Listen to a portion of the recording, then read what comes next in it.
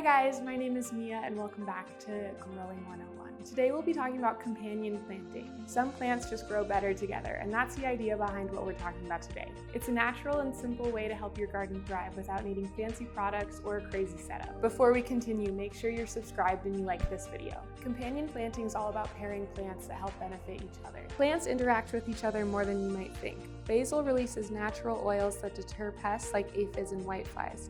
Flowers like marigolds attract helpful insects that keep the garden in balance, and deep-rooted plants can pull nutrients up to the surface for shallow-rooted crops. The right combination creates a balanced garden, one that's healthy and productive with less effort from you. Let's take a look at a few simple companion pairings that are great for beginners. Tomatoes and basil are a classic duo. Basil naturally repels pests that target tomatoes, and many gardeners say it's even improving the tomatoes' flavor. Carrots and onions make another great match. The smell of onions help confuse carrot flies, while carrots help deter onion pests in return.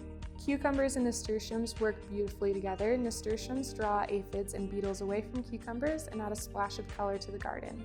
Then there's the traditional trio, corn, beans, and squash, also known as the Three Sisters. Corn gives beans something to climb, beans return nitrogen to the soil, and squash spread across the ground to shade out weeds and keep moisture in. Lettuce and radishes are another easy combination. Radishes grow quickly and help loosen the soil, leaving more room for lettuce roots to spread. Companion planting is as simple as pairing plants together that balance out each other's strengths. But there are a few pairings that you might want to avoid. For example, onions and beans don't get along well and can stunt each other's growth.